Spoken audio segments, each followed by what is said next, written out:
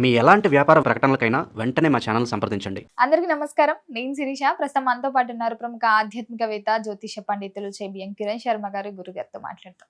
నమస్కారం గురుగారు. అఖండ ఐశ్వర్యవతి భవ. గురుగారు, ఈ జూన్ మాసంలో కన్యా రాశి వారికి ఎలా ఉండబోతుందంటారు? ఎలాంటి జాగ్రత్తలు తీసుకోవచ్చు అంటారు? గ్రహగోచరం ఎలా ఉంటుందంటారు వీరికి? కన్యా రాశి వారికి ఈ మాసంలో మొదటి 2 వారాలు చాలా అదృష్టమైనటువంటి యోగాన్ని కలిగిస్తూ లాభము, ఆనందం, ఐశ్వర్యం, సుఖం, సంతోషం, మానసిక చైతన్యం, విద్యార్థి ఉత్తమమైనటువంటి విద్యాభివృద్ధి పొందుకునే అవకాశం కూడా చాలా బలంగా ఉంటుంది. 3వ వారంలో వీరికి కాస్త సామాన్య ఫలితాలు చెప్పబడుతుంది. అంటే ఈ మాసం మొత్తం కూడా అనుకూలంగా ఉంది.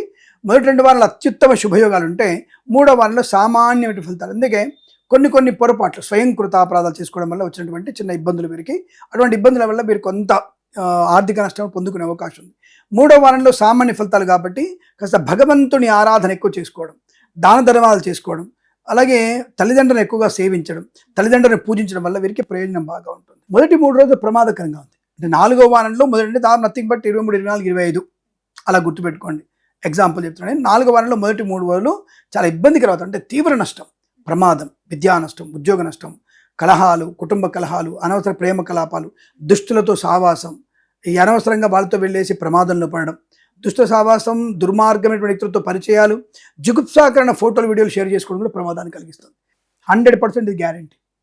ఇది నేను ప్రత్యక్షంగా మీకు చెప్తున్న విషయాన్ని మీరు నమ్మకంతో చూసిన ప్రతి ఒక్కళ్ళకి ఇక్కడ చేయబెట్టుకొని ఆలోచించి మాట్లాడండి. అలా మిమ్మల్ని మీరు మోసం ఆడపిల్లలు జాగ్రత్తగా ఉండండి. నష్టము కష్టమే, అందులో ఎటువంటి అభ్యంతరం లేదు. ఇది ప్రతి ఒక్కళ్ళ దెబ్బ గట్టి తగులుతుంది. ఇది కరెక్టే కదా అన్నటువంటి ప్రతి ఆడపిల్ల బాధపడినా మిమ్మల్ని మీరు మార్చుకునే ప్రయత్నం చేస్తారు కాబట్టి ఇంత గట్టిగా చెప్పాల్సి వస్తుంది. ఈ మాసంలో ఆఖరి 4వ వారంలో మొదటి 3 రోజులు మీకు ప్రమాదకరంగా ఉంది. అటువంటి దుష్టులతో మీరు సావాసం చేసినా నష్టపోతారు, ప్రమాదంలో పడతారు. జాగ్రత్త. నేటి సమాజంలో భయంకరమైనటువంటి జరుగుతుందంటే ప్రతి ఇంట్లో దాదాపు నాకు తెలిసినంత వరకు మోర్ దెన్ 90% ఈ ఆడపిల్లలు కానీ మగపిల్లలు కానీ ఈ వీడియోల ప్రభావం, మరి యూట్యూబ్లో కూడా డైరెక్ట్ చెప్తున్నారు, నువ్వు చాలా బాగా ఉంటావు, అందం కనబడతావు, ఒక్కసారి నువ్వు చూపి, ఒకసారి ముఖం చూపి అని తప్పుగా మాట్లాడి మనల్ని నాశనం చేసే వ్యక్తులు చాలామంది ఉన్నారు. దీన్ని లొంగిపోయేటువంటి ఆడపిల్లలు చాలామంది ఉన్నారు. కళాకారులకు, క్రీడాకారులకు అభివృద్ధి బాగా ఉంది. సినిమా రంగంలో వ్యాపారం ఉంది. రాజకీయ రంగంలో కలిసి వచ్చే అవకాశం ఉంది. ఈవెంట్ చేసే వారికి మంచి ఈవెంట్స్ లభిస్తాయి. కన్సల్టెన్సీ మీద ఆధారపడవచ్చు. మ్యారేజ్ బ్యూరో నుంచి శుభవార్త వినవచ్చు. రైతన్నలకి, పూలు పళ్ళు కూరగాయలు పండించే వారికి, సూపర్ మార్కెట్, కిరాణా వ్యాపారంలో కూడా మంచి లాభాలు ఉన్నాయి. అలా విదేశాల్లో కూడా మంచి విద్యా, ఉద్యోగ, వ్యాపారంలో కలిసి వచ్చే అవకాశం. వ్యాపార పరంగా స్వదేశంలో కూడా కన్స్ట్రక్షన్, రియల్ ఎస్టేట్, మద్యపానం, హోటల్ వ్యాపారం, ఇంటీరియర్, ఎక్స్టీరియర్, ఫర్నిచర్, గాజు పరిశ్రమ, తోలు రెగ్జిన్ షూ పరిశ్రమ, ఈవెంట్ చేసేవారికి boutiques, beauty parlour, bamboo depot, బాణసంచ కర్మాగారం, టైళ్ళ వ్యాపారం, ముద్రణాలయంలోను, గ్యాస్ వ్యాపారం కానీ, అలాగే ఇంటీరియర్, ఎక్స్టీరియర్, ఫర్నిచర్, గాజు పరిశ్రమ కానీ, సోషల్ మీడియా, జర్నలిస్టుల వారికి కానీ అనుకూలంతో శుభయోగాలు ఉన్నాయి. మత్స్యకారులకి మత్స్య సంపద, రొయ్యలు, చేపలు చెల్లె వారికి, రైతన్నలకి పూలు పళ్ళు కూరగాయలు, సూపర్ మార్కెట్, కిరాణం, చింతపండు, బెల్లము, మిర్చి, పత్తి పరిశ్రమకు మంచి లాభాలు ఉన్నాయి. అలాగే అనుకూలమైనటువంటి ఉద్యోగ లాభం ఉంది. ఉద్యోగంలో ప్రమోషన్ ఉంది. ఇంక్రిమెంట్ పొందుకునే అవకాశాలు. ఆఖరి 3 రోజుల్లోనే లంచగొండలుగా పట్టుబడే అవకాశం ఉంది. Be careful. అంటే తర్వాత లంచం తీసుకోవచ్చా అనే వ్యక్తులకి ఆ సమాధానం ఎలా ఉంటుందో తెలుసు కదా, సూటిగా చెప్తాను, బాగుండదు. కాబట్టి తర్వాత మంచి మన సమయం జరుగుతున్నప్పుడు లంచం తీసుకోవాలనే ఆలోచన మీకు ఉండదు. అది జాతకం. అంటే బాగాలేనప్పుడు లంచం తీసుకొని చెప్తాను బాగుంది, అంటే బాగున్నప్పుడు లంచం తీసుకోవచ్చా అని అడిగేటువంటి ముష్టి వాళ్ళ కోసం చెప్తున్నాను నేను ఈ విషయం. అటువంటి ముష్టి వాళ్ళకి జాతకం బాగున్నప్పుడు లంచం తీసుకోవాలని ఆలోచన రాదు, సద్బుద్ధి ఏర్పడుతుందని చెప్తున్నాను. నేను సమాధానం సూటిగా చెప్తా. అవతలోడు ఏమనుకుంటున్నా నాకు అనవసరం. విషయం ఉన్నది ఉన్నట్టు చెప్పడం, కుండబద్దలు కొట్టడం మంచిది. అంటారు కదా, యథార్థవాది సత్య విరోధి అని అంటుంటారు. కాబట్టి దాన్ని నేను రెడీగా ఉంటాను నేను. కాబట్టి ఏదేమైనా ఈ రాశి వారికి 2 వారాల్లో లాభము, సుఖము, సంతోషం, వివాహం, సంతాన యోగం, కృత్రిమ సహజ సత్సంతాన యోగం, అంటే ఐవీఎఫ్ ద్వారా కానీ సహజంగా కానీ సంతానం వచ్చేటువంటి అవకాశం బలంగా ఉంటుంది. మంచి అనుకూలంతో ధన కనుక వస్తువు అనప్రాప్తి ఉంటుంది. శుభకార్యాలు చేసే అవకాశం, ఇంట్లో అనుకూలంత వాతావరణం, అలాగే సోషల్ మీడియా, శాటిలైట్లో మంచి లాభాలు పొందుకునే అవకాశాలు, ఈవెంట్ చేసేవారు గొప్ప ఈవెంట్స్ లభించే అవకాశాలు, అనేక రకాల శుభయోగాలు. వేద పండితులు, పురోహితులు, బ్రాహ్మణోత్తములు, కులవృత్తుల వారికి, జ్యోతిష్య పండితులకి, వైద్యులకి, వైద్య బృందాల వారికి, న్యాయవాదులకి, ఎల్ఐసి, మెడికల్ గృహ మధ్యంట్లకు కూడా లాభవంతమైన, ఆనందకరమైన శుభయోగాల పరంపర పొందుకునే అవకాశాలు బలంగా ఉంటాయని చెప్పవచ్చు. ఈ మాసంలో వీరికి అత్యుత్తమ శుభయోగాలు 2 వారాల్లో వస్తాయి. 3వ వారంలో సామాన్య ఫలితాలు, 4వ వారంలో కాస్త జాగ్రత్తగా ఉండండి. తప్పకుండా కుజుడు యొక్క అనుగ్రహం మీకు ఈ సంవత్సరం, ఈ మాసంలో కుజుడు, శుక్రుడి యొక్క ప్రయోజనం చాలా బలం కాబట్టి జూన్ నెల వీరికి అద్భుతమైనటువంటి యోగాన్ని కలిగించే అవకాశాలు. మోర్ దెన్ 78% లాభంలో ఉన్నారు వీళ్ళు. గురుగారు, ఈ మాసంలో వీరు ఏదైనా ఓన్ గా బిజినెస్ స్టార్ట్ చేద్దాం అనుకుంటే ప్రథమార్థం 15 రోజులు బాగుంటుందంటారా? అమావాస్య తర్వాత బాగుంటుందంటారా? నిజం. సో ప్రస్తుతం మీరు అడిగిన ప్రశ్నకి వీరు కొత్త వ్యాపారం చేయాలనుకుంటే జన్మజాతకం చూపించుకోవడం మంచిది. ఎందుకంటే గోచారాన్ని బట్టి వ్యాపారం చేయడం అనేది కొంత నేను దాన్ని అంగీకరించను. ఎందుకంటే ఒకసారి వారంలో ఒకసారి బాగుంటుంది, ఒకసారి బాగుండదు.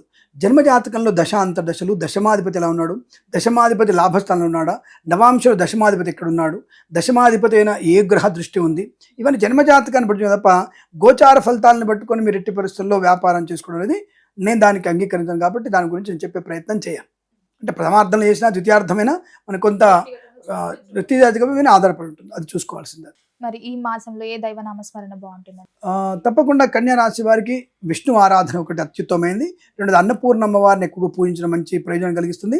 అలాగే మీరు తప్పనిసరిగా శనేశ్వరుని ఒకసారి బాగా ప్రార్థన చేసుకోవడం మంచిది. ఎందుకంటే ప్రత్యేకంగా చెప్తానంటే వీరికి సప్తమ శని కొంత భార్యాభర్తల మధ్య లేనిపోని మానసిక ఉద్వేగాన్ని, కొంత అనారోగ్యానికి సూచిస్తుంది. కాబట్టి ఈ కన్యా రాశి వారు తప్పనిసరిగా ఈ శనేశ్వరుడి యొక్క ఆరాధన చేసుకోవడం మంచి ప్రయోజనాన్ని కలిగిస్తుందని చెప్పవచ్చు. అందరి రాశుల వరకు ఒకటి గుర్తుపెట్టుకోండి, అన్ని రాశుల వారు భగవద్గీత పారాయణం, ఏ రాశి వారికైనా సరే బాగున్నా బాగాలేకపోయినా భగవద్గీత పారాయణం కనుక చేస్తే చాలా మంచిది. గుర్తుపెట్టుకోండి, అసలు ఏ అధ్యాయం చదువుతున్నా సరే నథింగ్ బట్ జీవితానికి ఒక టార్చ్ లైట్ లాంటిది భగవద్గీత. దాని ఎందుకు అందరూ అశ్రద్ధ చేస్తున్నారు. సో పరిహారాలు అడుగుతున్నారు. మీరు నవగ్రహాల దగ్గరికి వెళ్ళి పూజ చేసుకునే శక్తి ఉన్నా లేకపోయినా, ఒకవేళ వెళ్ళలేకపోయినా ఈ భగవద్గీత చదివితే మీకు చాలా మంచి టాలెంటెడ్ అమ్మా. ఇప్పుడు సపోజ్ మీరు యాంకర్, మీరు ఎలా ప్రవర్తించాలి, ఎలాంటి ప్రశ్నలు అడగాలి భగవద్గీత తెలుస్తుంది మీకు. ఒక కెమెరామెన్, నేను ఏ యాంగిల్లో కెమెరా పెడితే అందం కనబడుతుంది, నేను ఎలా ఉండాలి, ఎలాంటి లైటింగ్ కావాలి, కెమెరామెన్కి పనికొచ్చే విషయాలు భగవద్గీతలో ఉన్నాయి. నేను సమాధానం చెప్తున్న వ్యక్తిగా, ఒక ఈ సీట్లో కూర్చున్న వ్యక్తిగా నేను ఎలాంటి ఫలితాలు చెప్పాలి, ఎక్కడ ఎలా మాట్లాడాలి చెప్పగలిగే టాలెంట్ని భగవద్గీతలో కనబడుతుంది. ఇప్పుడు ఈ సోఫాలు ఇక్కడ ఉన్నాయి, ఈ సోఫాలు ఈ యొక్క ఇంటికి ఎంత అందాన్ని కలిగిస్తున్నాయి, ఎటువైపు పెడితే మంచి విషయం కూడా ఇంటీరియర్ డిజైన్ చెప్పగలిగే భగవద్గీతలో ఉంది. ప్రతి విషయం నువ్వు అడాప్ట్ చేసుకోగలిగితే ప్రతి విషయంలో సమాధానం నీకు భగవద్గీతలో ఉంది. మరి ఎందుకు దాన్ని పక్కన పెడుతున్నా నాకు అర్థం కాలే. అఫ్కోర్స్ ఇప్పుడు ఇదివరకు శవాల దగ్గర పెట్టేది, దాన్ని కేసేశారు కాబట్టి శవాల దగ్గర కానీ శవవాహనంలో కానీ పెట్టడానికి తీసేశారు. కాబట్టి అది శవాన్ని దగ్గర పెట్టే శవగీత కాదు, ఇది నీ జీవిత గీతను మార్చేది అది. కాబట్టి ఎవరైనా సరే భగవద్గీతను నిజంగా చెప్తున్నా, you just read it, adapt it, మీకు 100% సక్సెస్ బాగా ఉంటుంది. ప్రతి అధ్యాయంలో దాన్ని ఎందుకు అశ్రద్ధ చేస్తానికి ఇప్పటికి అర్థం కాలేదు. యూత్లో అది మీకు పాఠ్యపురాణానికి పెడితే అసలు యూత్లో ఇటువంటి మీ జెన్జీకి అందరికి కూడా ఒక మంచి ప్రయోజనం కలుగుతుంది. ఇప్పుడు ఒక మంచి మార్పు వస్తుంది. ఇది ట్రస్ట్ 100% చేయండి మీరు, దానివల్ల చాలా ప్రయోజనం ఉంటుంది. ఎవరైనా సరే భగవద్గీత పారాయణం చేసుకోండి, అద్భుతమైన ఫలితాలు మీ ఇంట్లో ఉంటాయి. చచ్చిపోతున్నాడు లేచి కూర్చుంటాడమ్మా, ఇది గ్యారంటీ. అటువంటి బలమైనటువంటి దాంట్లో నియమాలు, నీతి, సంస్కారం దాంట్లో బాగా కనబడుతుంది మనకి. గురుగారు, మొత్తం మీద జూన్ మాసంలో కన్యా రాశి వారికి ఎలా ఉంది, ఎలాంటి జాగ్రత్తలు తీసుకోవాలి, ఎలాంటి పరిహారాలు చేయాలో తెలియజేసినందుకు ధన్యవాదాలండి. శుభం, ఆనంద సిద్ధిరస్తు.